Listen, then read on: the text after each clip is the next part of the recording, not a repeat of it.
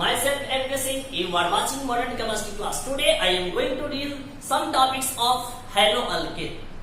अभी तक मैं हेलोअल्केन का 4th लेक्चर आप लोगों के लिए अपलोड कर चुका हूं। आज हमारा 5th लेक्चर है और आज के 5th लेक्चर में हम लोग बात करने वाले हैं classes isomerism of haloalkane and nature of CX bond. यानी कि आज इस लेक्चर में हम लोग दो टॉपिक पे काम करेंगे, ठीक है।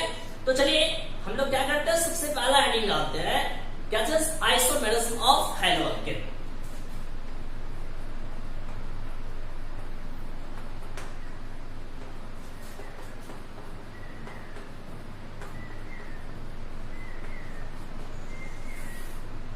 देखिए आइसोमेरिज्म ऑफ हेलोअल्केन को समझने से पहले हम लोग बेसिक आइडिया ले लेते हैं आइसोमेरिज्म के डिफिनेशन का कि आइसोमेरिज्म होता क्या है, ठीक है।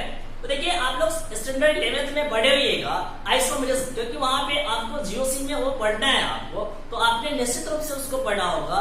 बट यहाँ पर हम थोड़ा सा डिफाइन कर देते हैं उसको, ठीक है।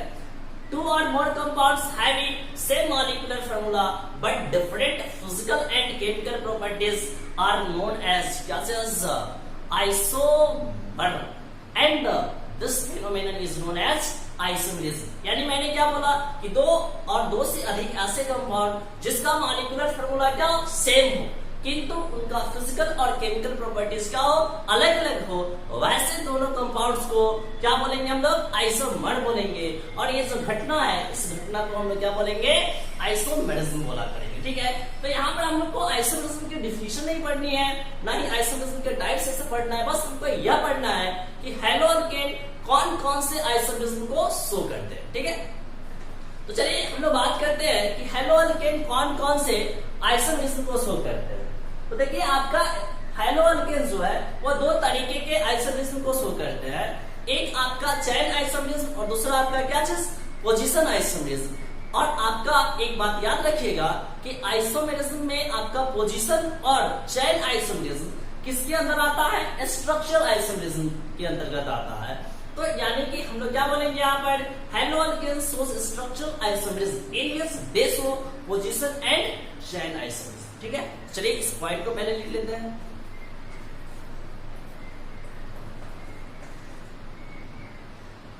हेलोअल्केन shows structural isomerism in which they show chain and position isomerism। अब चलिए यहाँ पे हम लोग बात करते हैं कि चेन आइसोमेरिज्म किसको बोलते हैं और पोजीशन आइसोमेरिज्म किसको बोलते हैं। तो शायद आपने पढ़ा होगा चेन आइसोमेरिज्म का मतलब क्या होता है कि जब मॉलिक्यूलर फार्मूला क्या हो,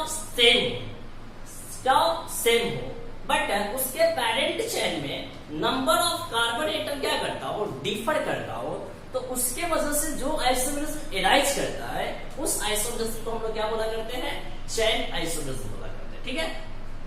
तो चलिए इसको हम लोग एग्जाम्पल के द्वारा देखते हैं कि इसको हम लोग कैसे डिफाइन करेंगे। पहला हम लोग देख रहे हैं चेन आइसोमेरिज्म।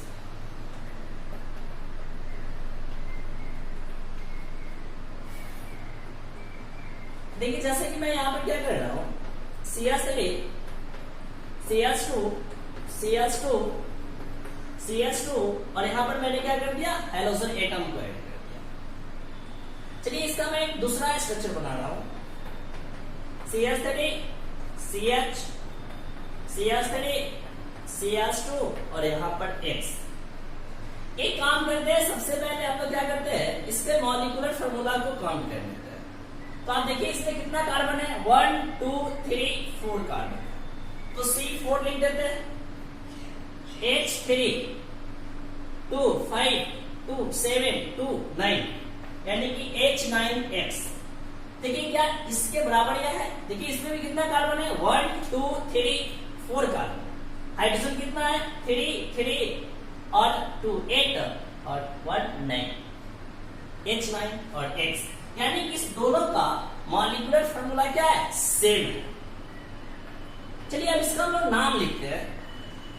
तो नाम लिखेंगे तो देखिए यहाँ पे कितने कार्बन का चेन है, 4 कार्बन का चेन है।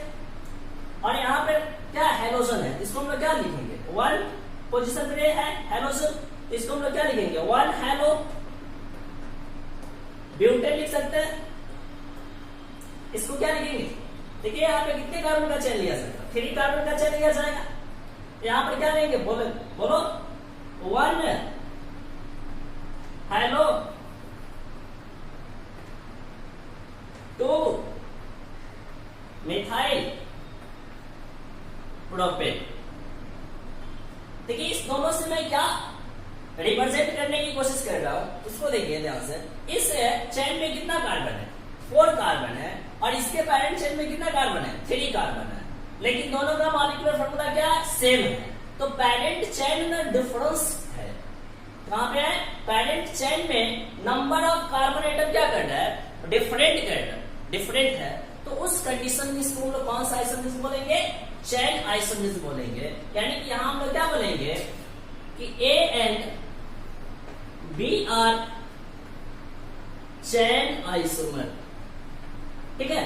तो आप यहां से बोल सकते हो क्या, just isomerism arises due to difference in different in parent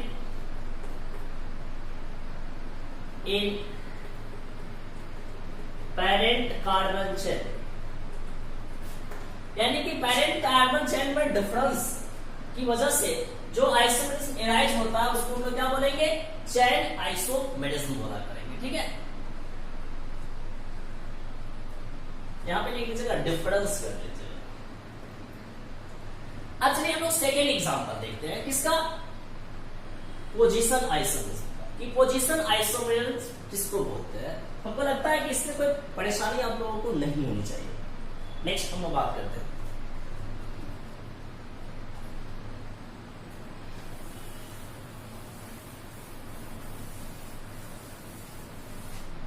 second है आपका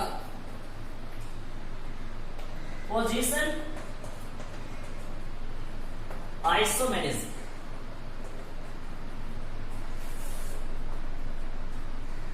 इसको हम लोग ऐसा रिप्रेजेंट करेंगे, देखिए यहाँ पे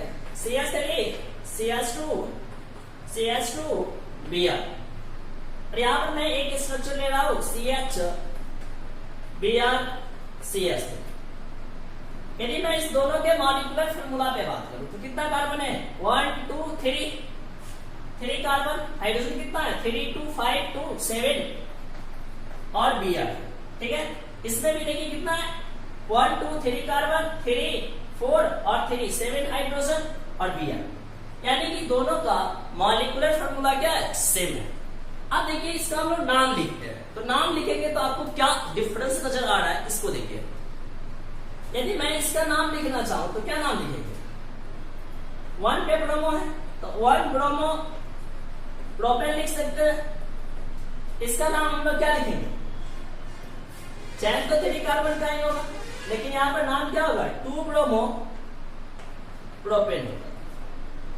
देखिए यहाँ पे प्रोप है, यहाँ भी क्या है, प्रोप है, सिंगल बॉन्ड, यानी कि ऑल टू ऑल चीज क्या है, सेम है। मॉलिक्यूलर फार्मूला भी क्या है, सेम है। पैरेंट चेन में नंबर ऑफ कार्बन एटम क्या है, सेम है। सिर्फ डिफर क्या कर रहा है, ये देखिए क्या कर रहा है, ये क्या है, पोजीशन है, किसका, ब्रोमो का पोजीशन है। यानी कि ब्रोमीन का सिर्फ यहाँ पे क्या कर रहा है, पोजीशन डिफर कर रहा है। तो पोजीशन में डिफरेंस की वजह से जो आइसोमेरिज्म एराइज होता है उसको हम लोग क्या बोलेंगे, पोजीशन आइसोमर बोलेंगे। यानी कि यहां पर हम लोग बोलेंगे क्या चीज, कि isomerism arises due to difference in position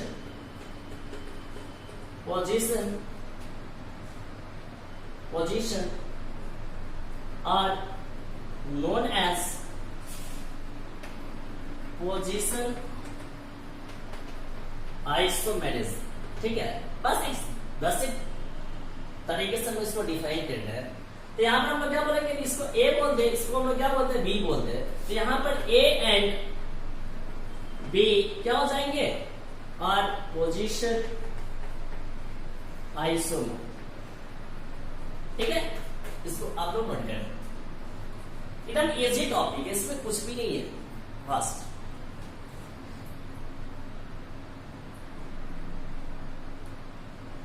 आगे बढ़ते हैं हम प्रश्न।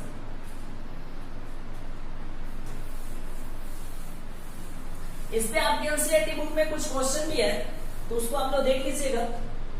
ऐसे मैं एक बेसिक क्वेश्चन करा देता हूं। कहता है right the all possible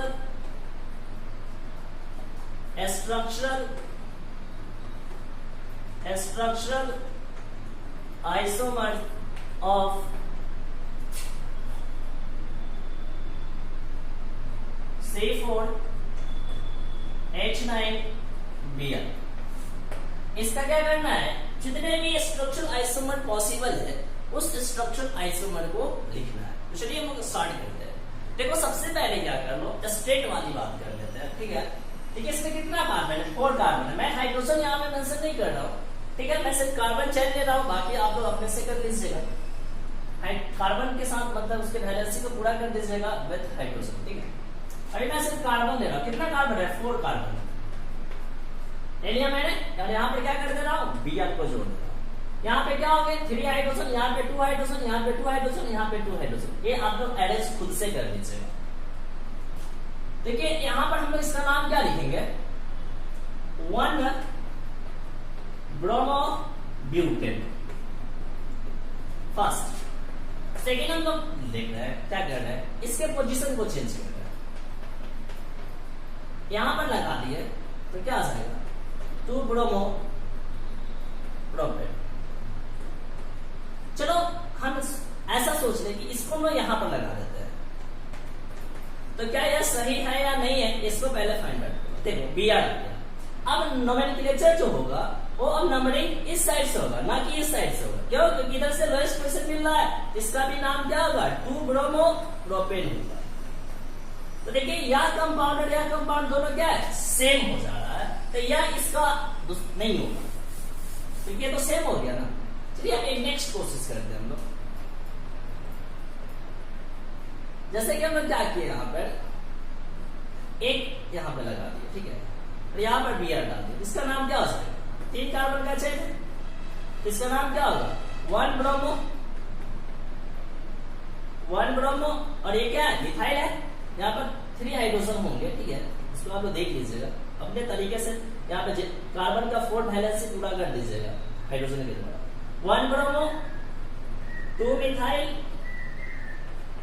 propane. क्या इसका और पॉसिबल है, तो चलिए लिखकर देखते हैं। 4th में यहाँ पे और यहाँ पे, चलो देखो तो इसका नाम क्या हो जाएगा, चैन हो गया है आपका। तो क्या लिखेंगे, 2 ब्रोमो 2 मिथाइल क्या चीज, प्रोपेन। तो इसके कितने स्ट्रक्चरल आइसोमर पॉसिबल है, 4 स्ट्रक्चरल आइसोमर पॉसिबल। ऐसा आपके बुक में क्वेश्चन है, उसको क्या लीजिए।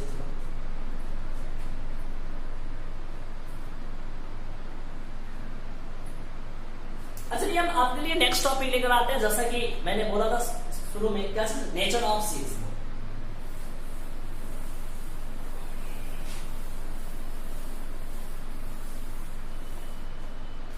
देखिए ये काफी अच्छा टॉपिक है, क्योंकि इसका कहीं कहीं भी यूज भी होगा रिएक्शन में, तो ये इसको आप लोग जान लीजिए।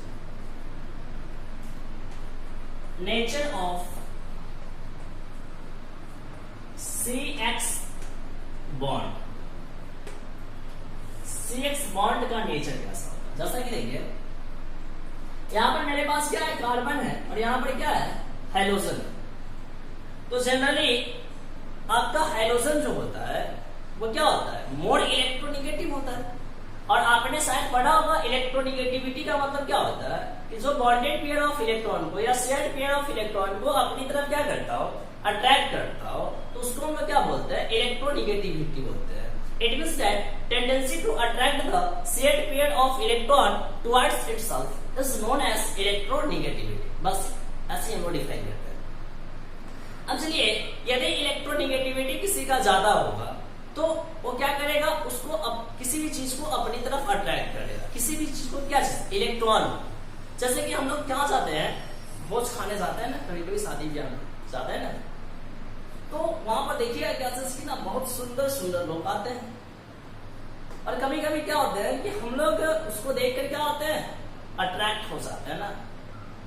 तो वहां पे क्या है कि हम अट्रैक्ट हो रहे हैं, इसका मतलब क्या है, हमारी जो इलेक्ट्रोनेगेटिविटी है वो क्या है, कम है, क्योंकि हमने अट्रैक्ट नहीं किया है, किसी ने मुझे अट्रैक्ट किया है। इसका मतलब क्या है कि उसका जो इलेक्ट्रोनेगेटिविटी है वो क्या है, ज्यादा है। तभी हम लोग क्या हुए हैं, उसके प्रति अट्रैक्ट हो गए। ठीक है, आप लोग समझ रहे होंगे हमारे कहने का मतलब क्या है कि यदि यहां पर मैं बोल दूं कि हैलोजन की क्या है, इलेक्ट्रोनेगेटिविटी है, हैलोजन की इलेक्ट्रोनेगेटिविटी क्या है, ज्यादा है। इसको हम लोग बोलते हैं क्या चीज, यदि यह मोर इलेक्ट्रोनेगेटिव है क्या, होता ही है।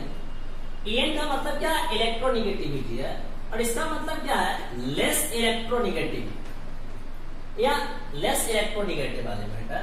तो यदि यह मोर इलेक्ट्रोनेगेटिव है तो इसमें क्या होगा, जो शेयर्ड पेयर ऑफ इलेक्ट्रॉन जो होगा उसको यह क्या करेगा, अपनी तरफ अट्रैक्ट करेगा। और जब यह इस इलेक्ट्रॉन को अपनी तरफ अट्रैक्ट करेगा तो इसमें क्या होगा कि पार्शियल नेगेटिव चार्ज डेवलप होगा। क्या होगा, पार्शियल नेगेटिव चार्ज। तो पूरा का पूरा इलेक्ट्रॉन को नहीं खींच लेगा, पार्शियली अट्रैक्ट कर रहा है। जैसे कि ऐसा थोड़े है, मैंने जो एग्जांपल दिया कि जब हम बस में जाते हैं तो कोई ऐसे लोग आते हैं जो हमें क्या करते हैं, अट्रैक्ट करते हैं। तो इसका मतलब नहीं कि पूरा का पूरा खींच लेते हैं, क्या हमारा मन थोड़ा बहुत क्या होता है, डाइवर्ट होता है, उतना भी नहीं होता है, थोड़ा बहुत। फिर देख लिए, सोच लिए, थोड़ा सा खुश हो गए, फिर वहां से चले आए, बात खत्म। वैसा ही कुछ यहाँ पर है कि यहाँ पर क्या है, इसका इलेक्ट्रोनेगेटिविटी ज्यादा है, तो ये क्या कर रहा है, इस इलेक्ट्रॉन को खींच रहा है। मतलब कि इसके जो इलेक्ट्रॉन क्लाउड होंगे उसको अपनी तरफ क्या करेंगे, झुका लेंगे। तो यहाँ पर जब पूरा का पूरा इलेक्ट्रॉन ट्रांसफर नहीं हो रहा है, सिर्फ इधर क्या हो रहा है, शिफ्ट हो रहा है इसका इलेक्ट्रॉन क्लाउड। तो इसके कारण से इसमें क्या आएंगे, पार्शियल नेगेटिव चार्ज आएंगे। और इसमें जितना पार्शियल नेगेटिव चार्ज आएगा सेम मैग्नीट्यूड पे, इसमें क्या आएगा, पार्शियल पॉजिटिव चार्ज आएगा। अब देखिए यहां पर क्या हो गया, एक नेगेटिव पोल और एक क्या बन गया, पॉजिटिव पोल बन गया। एक नेगेटिव पोल बन गया और एक क्या बन गया, पॉजिटिव पोल बन गया। तो इसको हम लोग क्या बोल देंगे, डाइपोल बोल देंगे। शायद आप लोग फिजिक्स में डाइपोल पढ़े होइएगा, इलेक्ट्रिक डाइपोल, मैग्नेटिक डाइपोल पढ़े होइएगा ना। तो डाइपोल का वहां पर मतलब क्या बताया जाता है कि जब टू अपोजिट चार्जेस का मतलब पॉजिटिव चार्ज और नेगेटिव चार्ज, यानी कि एक पॉजिटिव चार्ज हो, दूसरा क्या हो, नेगेटिव चार्ज हो, और दोनों एक स्मॉल डिस्टेंस के द्वारा क्या होता है, सेपरेट होता है, तो उसको हम लोग क्या बोलते हैं, डाइपोल बोलते हैं।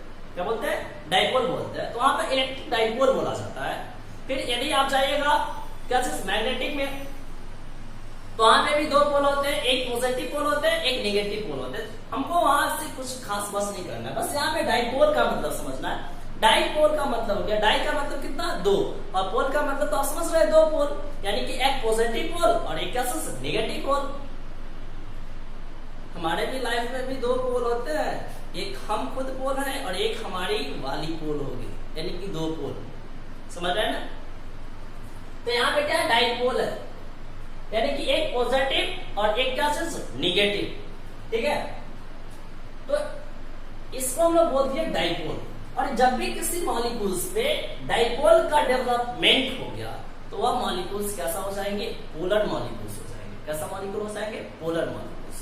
तो यहां से यदि हम बात करें तो नेचर ऑफ CX बॉन्ड जो होता है वो कैसा होता है, पोलर होता है। ठीक है, इसको हम लोग डिफाइन कैसे करते हैं, देखिए यहां पर हम लोग सिंपली क्या बोलेंगे, electron in CX bond electronegativity of halogen atom is greater than greater than carbon atom. Due to this, halogen atom attract the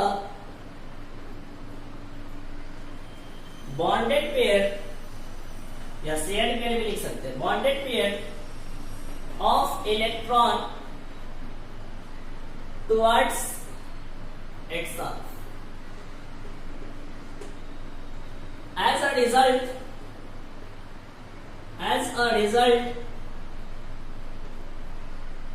partial negative charge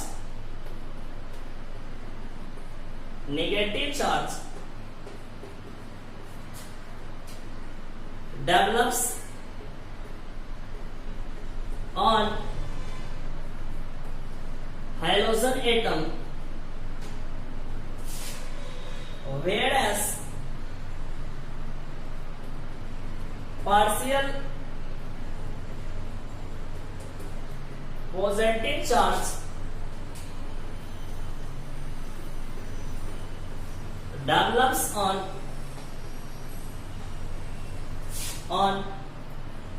carbon atoms, that is dipole creates. क्या हो जाता है? Dipole का formation हो जाता है। तो यहां से हम लोग क्या बोलेंगे? Hence nature of CX bond is polar. ठीक है, ऐसा हम लोग बोलते हैं। ठीक है, इसमें आपको कोई प्रॉब्लम नहीं होनी चाहिए। सिंपली आप समझिए कैसे कि नेचर ऑफ CX बॉन्ड जो बात कर रहे हैं, हेलोजन एटम की इलेक्ट्रोनेगेटिविटी क्या ज्यादा है, कार्बन की इलेक्ट्रोनेगेटिविटी क्या है, कम है। तो हेलोजन क्या करेंगे?